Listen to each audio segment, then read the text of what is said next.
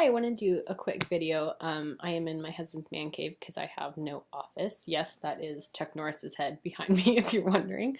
Um, I know that some of you have seen from the library how it kind of fell through, so I have no office right now.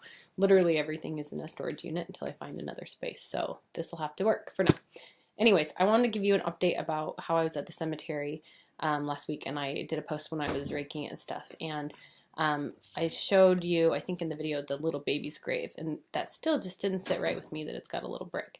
So I have been moving forward, and I talked to the people at the Lutheran Church, it's the St. Paul Lutheran Church, about maybe doing a little grave marker, and you know, they were supportive, a little bit worried about Village of Whispering Pines with their rules, and so I reached out to the town, and they are absolutely supportive and have no rules against getting a grave marker. If the church is on board, it's their property. So from there, I decided to try to find one to see how much it is and how to move forward.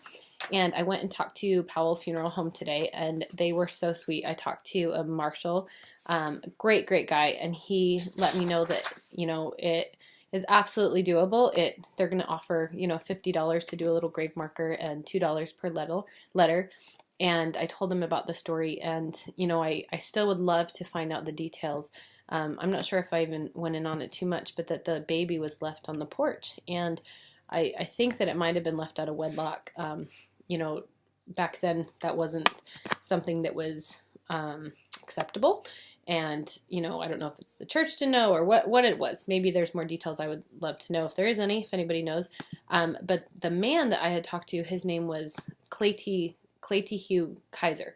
And I found that because I was just afraid that, you know, perhaps he passed, that the cemetery wasn't being taken care of. And I just looked up and I found out that he did pass November 15th of 2017. So unfortunately, I can't go back to him and find out any of the details. But I truly appreciate him passing on that information about that little baby, because who knows if it would have been forgotten.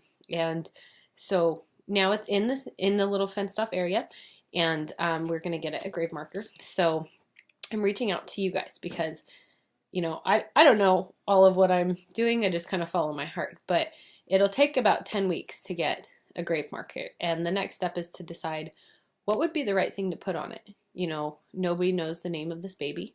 Nobody knows when it passed, when it was born. Nobody knows the details of it. It's just an angel baby. So what would you put on it? I would love to hear your suggestions. Granted, it's $2 per letter, so it can't be huge. Unless we get some sponsors, hey, send it my way.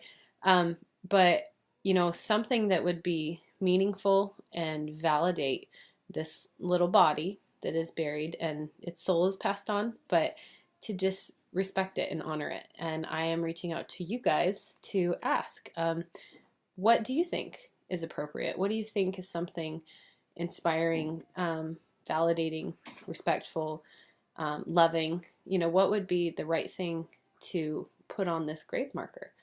So anyways, write your comments, send your comments, share it.